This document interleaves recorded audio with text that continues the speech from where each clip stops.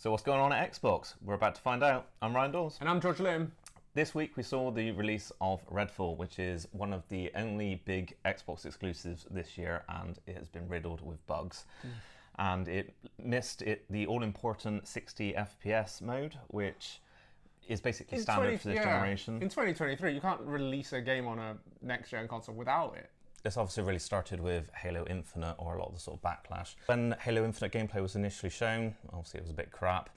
We had the infamous Craig, the Brute, which became kind of Xbox's unofficial mascot in a way. And so they went back to the drawing board, which was the right decision. They pushed it back. They kind of improved the graphics a lot, but it still launched, and the gameplay was a little bit ropey. It was all right. The story, again, a bit middling, but that's all it was. It was just middling, and that's not what you want from Xbox's sort of core franchise. Yeah, I remember when like some of the early Halos came out, and like they were the game for Xbox. So to drop the ball on your core franchise, you're losing the ball somewhere a little bit. Yeah, definitely. And they ended up dropping one of their sort of core Halo features, which was local co-op. Many people grew up with Xbox playing through the campaign, local co-op on the same console.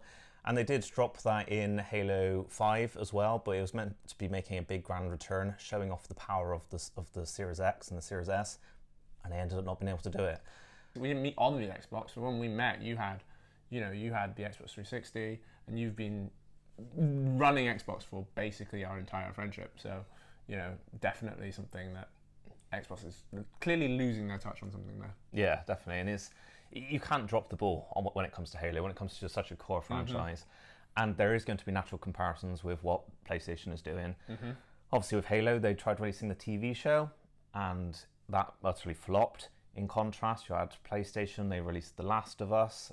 They released The Last of Us remasters, which were held as sort of modern day classics. They released The Last of Us 2, another cracking game. And then they released The Last of Us TV show, one of the best TV shows I've ever seen. Wow. So, I mean, clearly something's going wrong, because if Sony, I think, have borrowed out of Microsoft's playbook in terms of Game Pass. I think Sony are back on the up, because I think Game Pass really was Microsoft's saving grace in terms of, everyone is probably one of the best subscription services out there. And then Sony went, we could copy that, and then they did all the other stuff, really well, and clearly running away with it at the moment. Yeah, and we have got an Xbox Showcase coming up on June 11th, where we might see another game surprise drop, like they did with Hi-Fi Rush, which I'll be honest, despite what everyone says, I thought it was rubbish. I really enjoyed it. Did you? I really enjoyed it. My main issue was I played it on cloud, which obviously has a little bit of latency, and as a sort of rhythm game, it's not something you want to be playing with latency. That was one of my main issues with it, is that I found that even playing it locally, just maybe it's just because I have awful rhythm, but I just found that there was just too much. There was too much latency for it to actually sort of play well. I found the humor really just.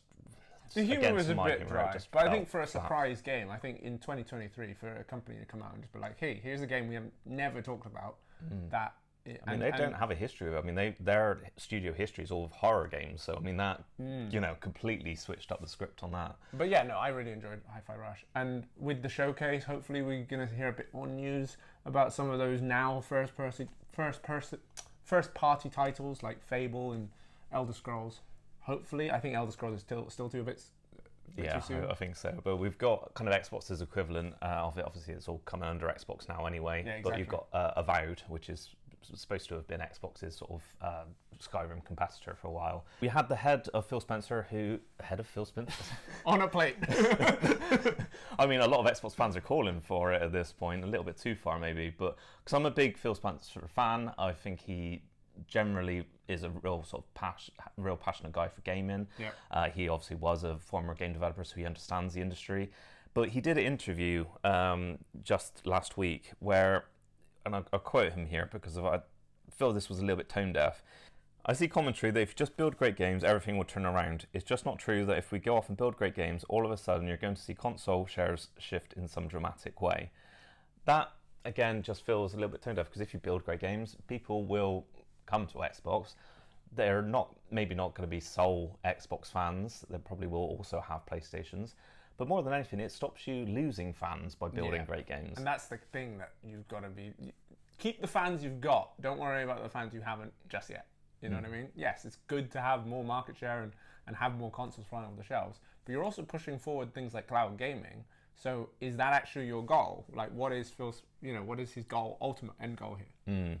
And we've obviously had this whole issue with Activision Blizzard and Microsoft's acquisition. Which is not what Microsoft need right now. No, exactly. And if I put on my conspiracy hat a little bit, I wonder if they're almost tarnishing Xbox a little bit to try and get this over the line. Very conspiratorial. Wow, okay.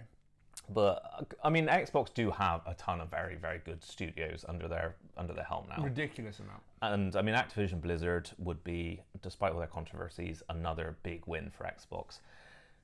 But the CMA here in the UK has kind of put a bit of a dampener on that by blocking it for the time being. Yeah. Mainly over concerns about what Microsoft might do with the cloud. Yeah, which doesn't make a tremendous amount of sense, because I don't think this acquisition particularly applies to the cloud side, because Xbox are already kind of running away with that, in my opinion.